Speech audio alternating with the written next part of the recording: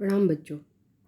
इन video number 3 बेटा we learn about the planning and conservation of resources. अब यहाँ पे देख सकते हैं बेटा कि किस तरीके से हमको पर्टिकुलरली प्लान बनाने हैं ताकि हम रिसोर्सेज को एक तरीके से कंजर्व कर पाएँ बेटा, उनको हम बचा पाएँ। ओके, अब यहाँ देखो कि human needs are unlimited while the resources are limited. बराबर, मानवीय जो ज़रूरतें हैं ना बेटा कि human needs are unlimited and resources are limited. हमारी ज़रूरतें तो मतलब अबंडेंट वे में है बेटा। मैंने अक्सर आपको कई बार वो जब इकोनॉमिक्स के चैप्टर आपको 8th में भी मैं पढ़ाती थी तब भी मैंने आपको एग्जांपल्स दिया था। अभी 10th में तो कम्प्लीटली इसके बाद हम इकोनॉमिक्स का ही चैप्टर पढ़ने वाले हैं। वो सिंपल सा एक एग्जांपल है बेटा कि जब हमारे पास साइकिल होती है तो फिर हमको हमारी इच्छाएं शक्तियाँ और बढ़ जाती हैं। हम सोचते हैं कि भाई हमारे पास स्कूटर होना चाहिए, स्कूटर आ जाता है तो फिर हम सोचते हैं कि हमारे पास कार होनी चाहिए। तो यहाँ पे नीड्स की बात की गई है बेटा। कई बार ऐसा होता है कि हमारी ज़रूरतें कुछ चीज़ों से फुलफ़िल हो भी रही होती हैं, लेकिन बोलते हैं ना कि इंसान बहुत लालची है या फिर उसको बहुत अपनी लाइफ को बहुत ज़्यादा ईजी वे में और बहुत ज़्यादा सहूलियत के साथ जीने की आदत पड़ गई है। इस वजह से कई बार बेटा हम रिसोर्सेज को अनलिमिटेड वे में यूज़ करते हैं और उसका वेस्ट करते हैं। तो यहाँ पे क्लियर है कि human needs are unlimited while the resources are limited. हमारी ज़रूरतें अबंडेंट वे में है बेटा, लेकिन उनको फुलफिल करने वाले जो रिसोर्सेज है वो लिमिटेड है। During the last 100 years, uses of the resources has increased very much due to the extraordinary development in science and technology and due to population explosion. Last 100 years में बेटा हम जो एक्स्ट्रा ऑर्डिनरी डेवलपमेंट हुआ है science और technology के field में बेटा, है ना। दुनिया तो बेटा हम तो हमारा जो इंडियन कल्चर है वो 5000 year ओल्ड सिविलाइजेशन माना जाता है। आज से दुनिया नहीं है बेटा। लगभग हम पिछले 12,000 years से अगर हम देखें, बराबर, जब हम केव्स में रहा करते तब से लेके हमारी जो जर्नी है वो होम तक की जर्नी, हम चैप्टर नंबर 1 में हमने देखा था कि culture is the journey from cave to home. तो वहाँ से स्टार्ट करके अभी तक की जो जर्नी है ना बेटा उसमें लास्ट 100 years, क्योंकि 100 साल पहले तक की भी बात करें बेटा तो 100 साल के अगर हम हमारे इंडिया जैसे कंट्री में बात करें तो मुझे मेरा खुद का बचपन याद है कि हम जब हमारे गांव से ट्रेन पकड़ने के लिए बनारस आते थे बेटा तो कई बार वहाँ पे जीप या रिक्शा अवेलेबल नहीं होती थी, वहाँ पे रास्ते नहीं थे, इवन बैलगाड़ी में आना पड़ता था। मुझे मेरे बचपन का आज से वो 30-35 साल पहले तक का भी वो समय याद है कि ऐसा भी टाइम पीरियड होता था। तो समझ में आता है कि लास्ट 100 years में जो साइंस एंड टेक्नोलॉजी में बेटा धीरे धीरे धीरे धीरे इतना सब कुछ हमने हमारे आसपास बना लिया। बराबर, अपनी लाइफ को इजी बनाने के चक्कर में हमने बहुत कुछ ऐसा है जिसको अबंडेंट वे में हम यूज़ करते चले गए। बराबर, हमने उनको यूज़ करना तो सीख लिया बेटा साइंटिफिक मैनर में। हमने हमारे नॉलेज को, हमारी टेक्नोलॉजी को इस तरीके से यूज़ किया कि आज हमने छोटे से छोटे गांव तक रोड पहुंचा दिए बेटा। व्हीकल्स हैं, आते हैं जाते हैं। तो हम देख सकते हैं कि किस तरीके से अब पॉल्यूशन बढ़ रहा है। तो यहाँ पे फिर नीचे जो सेकंड पॉइंट है बेटा कि पॉपुलेशन एक्सप्लोजन। मैंने आपको पहले भी बोला था बेटा कि 100 years 1930 की बात करें हम, ठीक है, अभी भी उसमें 10 साल बाकी है। तो उस समय वर्ल्ड की पॉपुलेशन 150 करोड़, 150 करोड़ के आसपास हुआ करती थी। बराबर, और 100 साल के अंदर हम 800 करोड़ तक पहुंच चुके हैं। तो आप पॉपुलेशन एक्सप्लोजन देख सकते हो बेटा कि किस तरीके से एक तरीके से जो हमारी पॉपुलेशन है बेटा एक मतलब बढ़ती चली जा रही है। इसका कोई मतलब एक तरीके से ये कहीं से भी रुक नहीं रही है ना। नो डाउट हम बहुत सारे ऐसे प्लानिंग देख रहे हैं जहाँ पे हमको दिखाई दे रहा है कि बहुत सारे स्टेप लिए जा रहे हैं, लेकिन 100 years के टाइम पीरियड में अगर हम देखें बेटा तो दोनों ही पॉइंट ऑफ व्यू से हमको दिखता है कि साइंस एंड टेक्नोलॉजी का जिस तरीके से हमने एक्स्ट्रा ऑर्डिनरी यूज़ किया है, बराबर, और हमारी लाइफ को ईजी बनाया है हमने। आज भी हम चाहें तो बेटा 10 मिनट 15 मिनट का अगर रनवे हो तो हम आराम से साइकिल से जा सकते हैं। लेकिन अब आप देखो कि जो 8th 9th 10th में पढ़ने वाले बच्चे हैं ना वो भी साइकिल यूज़ करना पसंद नहीं करते। उनको भी गाड़ी चाहिए कि भाई बाइक दे दी जाए, स्कूटर दे दिया जाए, एक्टिवा दे दिया जाए, आराम से जा सकते हैं। किसी के पास इतना समय नहीं है, कौन चलाएगा 15 मिनट साइकिल, ठीक है। तो यहाँ पे इन एग्जाम्पल से हमको समझ में आता है बेटा कि किस तरीके से हमने एक तरीके से बहुत ज़्यादा केयरलेस मैनर में बहुत कुछ ऐसा है जिसको खो दिया है. Severe implications will have to be experienced in future if a serious thought is not given to this matter. अगर हमने आज भी अपने आप को बेटा एक तरीके से रोका नहीं, इन प्रॉब्लम्स के बारे में हम बहुत ज़्यादा सीरियस नहीं हुए, तो हम फ्यूचर के लिए शायद कुछ भी छोड़ के नहीं जाएंगे. बराबर. So it is the duty of all of us to conserve the resources for the future generation. इसीलिए ये वर्ल्ड में रहने वाले बेटा हर एक उस पर्सन की जिम्मेदारी बनती है कि वो फ्यूचर जनरेशन के लिए बेटा रिसोर्सेज को कंजर्व करे, उसको बचाए. Resources should be conserved and should be used rationally. जो रिसोर्सेज है बेटा उसको बचाना बहुत ज़रूरी है. बराबर. यहाँ पे प्रिजर्वेशन वर्ड यूज़ नहीं है बेटा, यहाँ पे कंजर्वेशन वर्ड यूज़ हुआ है. प्रिजर्वेशन का मतलब होता है कि सिर्फ बचाव के स्टेप बेटा. कंजर्वेशन का मतलब होता है कि आप अपनी लाइफस्टाइल को इस तरीके से बनाएं, आप अपनी नीड्स को इस तरीके से फुलफिल करें ताकि फ्यूचर के लिए आप बहुत कुछ छोड़ कर जाएं. बराबर. तो यहाँ पे कोई भी पर्टिकुलर जो चीज़ है बेटा वो बिगड़ने से पहले प्लानिंग के साथ ही उसको उस तरीके से फॉलो किया जाए कि कभी भी वो सिचुएशन क्रिएट ही ना हो कि उसका डिस्ट्रक्शन हो जाए. बराबर. वो ख़राब हो जाए, उनको नुकसान पहुँचे. तो यहाँ पे कंजर्वेशन में ये दो चीज़ें आ जाती हैं बेटा कि बचाव कैसे करना है कि पहले ही अपने आप को संभाल लेना है ताकि क्या है कि हम किसी चीज़ को नुकसान ही ना पहुँचाएं. इसीलिए हम फ्यूचर के लिए यहाँ पे रेशनली वर्ड यूज़ हुआ है बेटा. यानी कि रेशनली का मतलब अगर हम हिंदी में देखें तो बहुत ही विवेकपूर्ण तरीके से, यानी कि हमको अपने आप को ऐसा बनाना पड़ेगा कि हमको ये सोचना पड़ेगा कि आज हम जो कुछ भी कर रहे हैं उसके बैड इफ़ेक्ट्स फ्यूचर पे होगी. बराबर. अगर आज हम फ्यूल को अबंडेंट वे में यूज़ कर रहे हैं बेटा तो आने वाले फ्यूचर के पास नहीं होगा वो फ्यूल, वो नहीं यूज़ कर पाएंगे, वो नहीं चला पाएंगे पेट्रोल डीजल से गाड़ियाँ. ठीक है. हमारे पास अल्टरनेट ऑप्शंस हैं आज. नो डाउट उसमें थोड़ा सा टाइम पीरियड लग रहा है, हो सकता है कि उसका फोर्स उतना ज़्यादा नहीं है, लेकिन हमको एक आदत डालनी पड़ेगी बेटा. बहुत सारे छोटे छोटे प्यारे प्यारे कंट्रीज़ है बेटा जहाँ पे वीक में 2 डेज़ 1 डेज़ कंपलसरी है कि साइकिल लेकर जाना है. बराबर. तो यहाँ पे हम भी देख सकते हैं बेटा कि बहुत सारे ऐसे स्टेप्स उठाए जा सकते हैं. अब यहाँ देखो कि the word conservation is directly related to the scarcities of resources.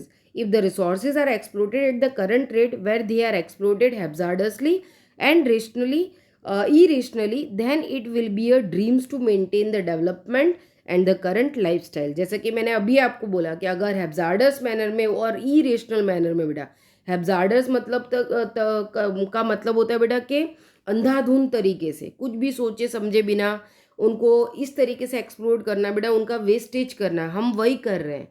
हम प्लानिंग प्रॉपरली नहीं कर रहे हैं. हम रिसोर्सेज को यूज़ करते हैं लेकिन उनका वेस्टेज भी उतना ज़्यादा कर रहे हैं बेटा, हम उनको उतना ही वेस्ट कर रहे हैं. तो यहाँ पे इरेशनल मैनर में यानी कि हम वो अभी भी उसको रिस्पेक्टिव मैनर में बेटा, केयरफुल मैनर में यूज़ नहीं कर रहे हैं. बराबर. हमने अभी भी अपने अंडरस्टैंडिंग को इतना क्लियर नहीं रखा है कि आज अगर हम ये इस तरीके की एक्टिविटीज़ कर रहे हैं तो इसका फ्यूचर पे क्या बैड इफ़ेक्ट होने वाला है. जब हम इस सीरियसनेस को समझ जाएंगे बेटा तो ही हम फ्यूचर के लिए कुछ छोड़ कर जाएंगे. हमको हमारी करंट लाइफस्टाइल में बहुत सारे ऐसे बदलाव लाने पड़ेंगे बेटा. हम डेवलपमेंट के चक्कर में, अपने लाइफ को ईजी बनाने के चक्कर में बहुत कुछ दुनिया के अंदर ऐसा है जो बेटा हम डिस्टर्ब करते हुए चले जा रहे हैं. देखो एक टाइम था बेटा कि बिना एसी के सबके घरों में चल पाता था, लेकिन आज देखो कि हमको धीरे धीरे एसी की इस तरीके से आदत पड़ती जा रही है, एयर कंडीशनर की, कि उसके बिना अब हम मिडिल क्लास फैमिलीज़ में भी लोगों के घर में कॉमन सी बात हो गई है अब ये. बराबर. कि हम इसको अब इस तरीके से यूज़ करने लगे. हमको पता है कि इसकी वजह से कितना ज़्यादा एक तरीके का हीट प्रेशर क्रिएट होता है जो कि हमारे एनवायरनमेंट के लिए कितना डिस्ट्रक्टिव है. क्लियर. तो ये सारी चीज़ें समझने के बाद भी हमने अपनी अपनी हैबिट्स इस तरीके की बना ली, हमने ये मान लिया कि इनके बिना नहीं चलेगा. It includes the thing like in its rational uses, its conservation and reuses. हमको इसको बचाने के लिए बेटा जैसे कि मैंने बोला हमारी लाइफस्टाइल में बदलाव लाने होंगे. एक पेशेंस भी रखना पड़ेगा, हमारे अंदर सहनशीलता होनी चाहिए. हमारे आसपास कुछ डिस्टर्बेंस होंगे, थोड़ी बहुत तकलीफ़ें होंगी, पर हमको फ्यूचर के लिए ये समझ के करना पड़ेगा. ओके. फिर कंजर्वेशन और रीयूजेस की बात है. When there is a danger of the existence on the life of a tree और human life, the arrangement made for it is called its conservation. बराबर, हम देख सकते हैं बेटा कि एक तरीके से जो है प्लांट है बेटा, ट्रीज़ है, फॉरेस्ट है, इवन ह्यूमन लाइफ है बेटा, वो एक तरीके से उसका अस्तित्व खतरे में पड़ता चला जा रहा है। बराबर, ये बेटा इस डेंजर जोन में ना जाए, अभी भी हमारे पास समय है, अगर हम संभल जाएं तो बहुत कुछ अभी भी बचा सकते हैं। तो हमको पर्टिकुलरली इस तरीके के अरेंजमेंट करने होंगे ताकि हम रिसोर्सेज को फ्यूचर जनरेशन के लिए कंजर्व कर पाएँ, प्रिजर्व कर पाएँ, उनको बचा कर जाएँ, ताकि हमारा फ्यूचर सेफ रहे। क्लियर? हमारी आने वाली जनरेशन कभी भी हमको इस बात के लिए ना कोसे कि दुनिया में सब कुछ खराब करके ये वाली जनरेशन चली गई। बराबर, अभी कुछ आपने 8-10 दिन पहले ही देखा हो बेटा, एक प्यारी सी बच्ची का ये प्रधानमंत्री जी ने भी मन की बात में उसके बारे में डिस्कस किया था बेटा। कश्मीर के अंदर बच्ची है, उसका नाम है जन्नत। सोचो, जन्नत में रहती है, नाम भी जन्नत है। डल झील में, मतलब एक तरीके से उसके फादर का हाउस बोट है।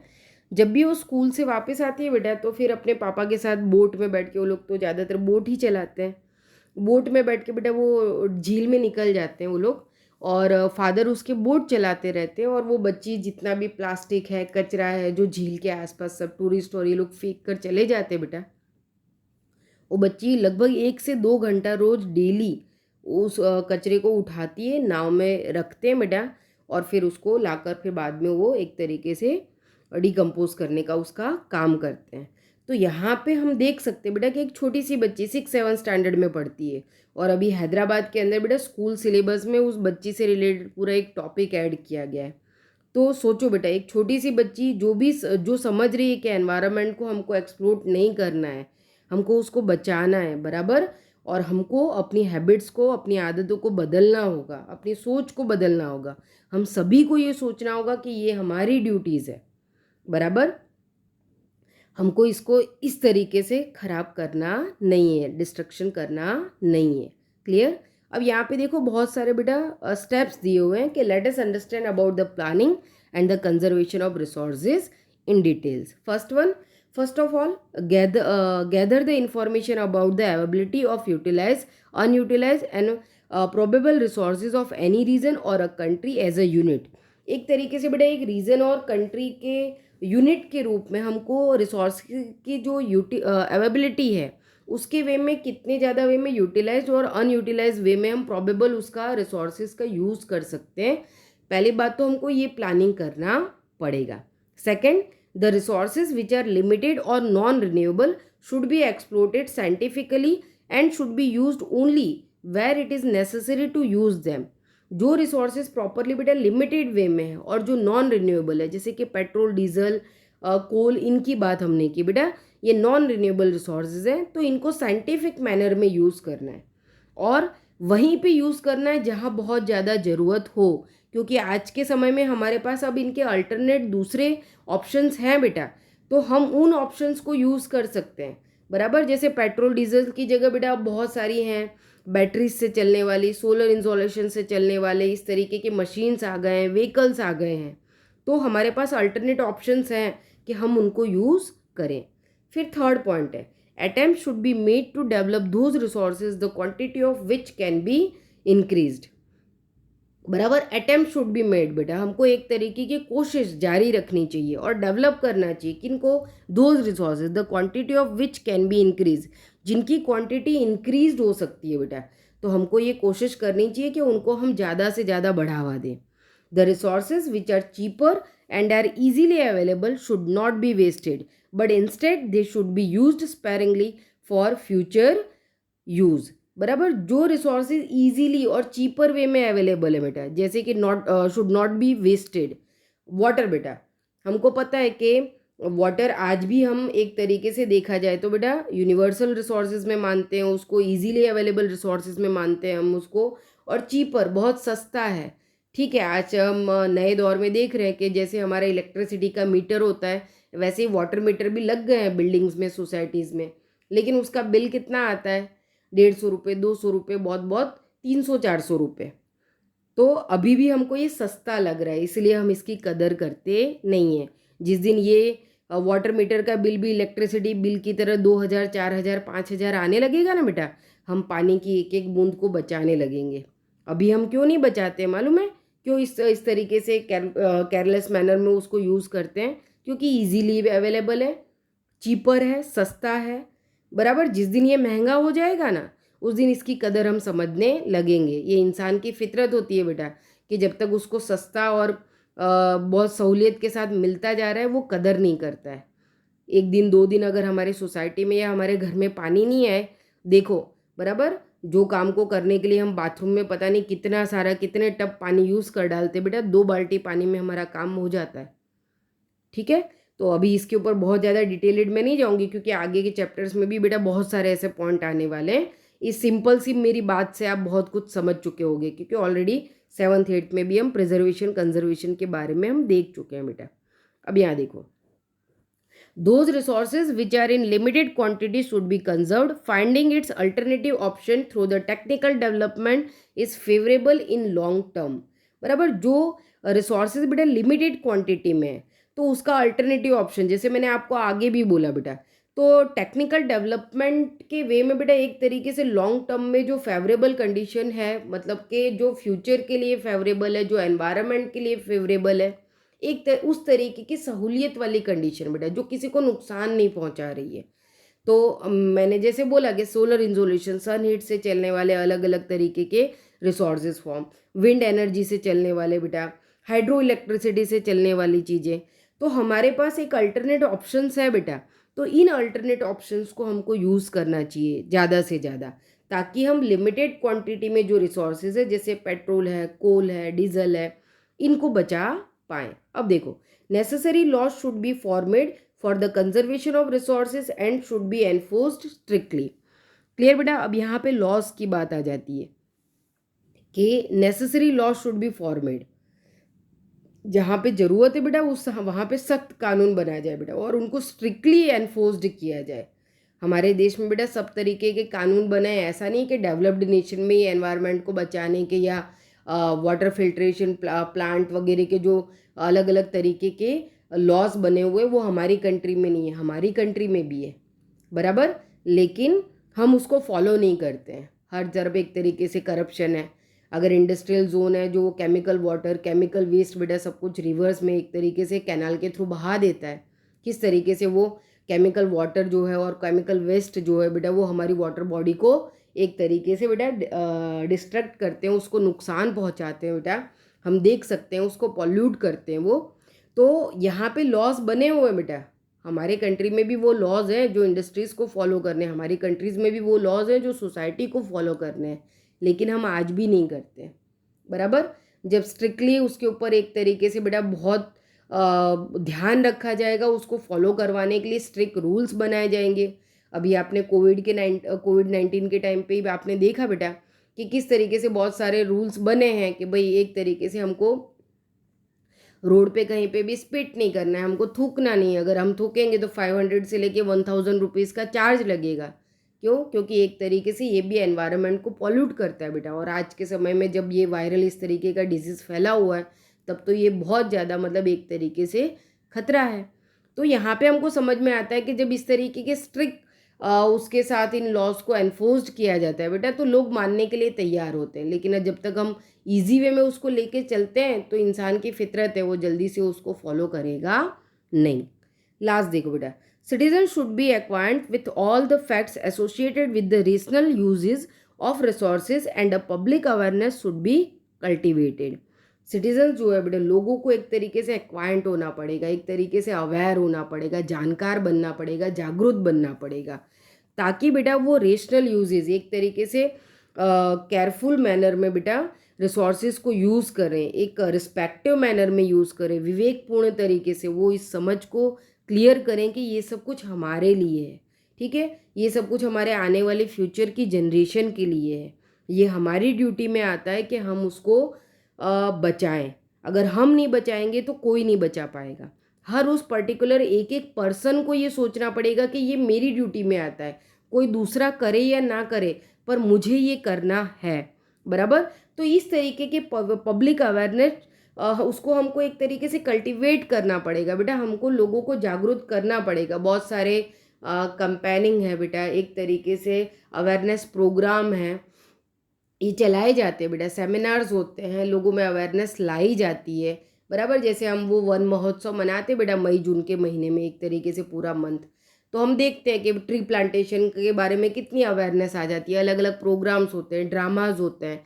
तो इस तरीके से बेटा अलग अलग तरीके की हम एक बोलते हैं ना कि जागरूकता लाने के लिए हम कुछ भी कर सकते हैं, हम नुक्कड़ नाटक कर सकते हैं, हम लोगों को समझा सकते हैं कि भाई हमारे लिए ये बहुत ज़रूरी है, इसको इजीली लेना नहीं है, हमको बहुत सभानता के साथ इसके प्रति काम करना है, और एक तरीके से अपनी सीरियसनेस हमको दिखानी पड़ेगी, बराबर। हम बहुत कुछ ऐसा है जो पिछले 100 सालों में खो चुके हैं, और हमारे अंदर हमको पता भी कब चला है, 1970s, ठीक है। हम 1970 में आते आते हमको समझ में आया कि अरे पिछले 70 साल में तो हम बहुत स्पीड में दौड़े और कितना कुछ हमने खो दिया है, अब इसको बचाने की ज़रूरत है। बचाने के स्टेप्स लेते लेते सोचते सोचते भी 50 साल बीत चुके हैं बेटा, यानी कि हम बहुत कुछ खो चुके हैं, और जो बचा है उसको बचाना ये अब हमारी जिम्मेदारी में आता है। ओके, थैंक यू बेटा। नेक्स्ट वीडियो में हम सॉइल फॉर्मेशन और सॉइल के टाइप्स के बारे में देखेंगे। बाय।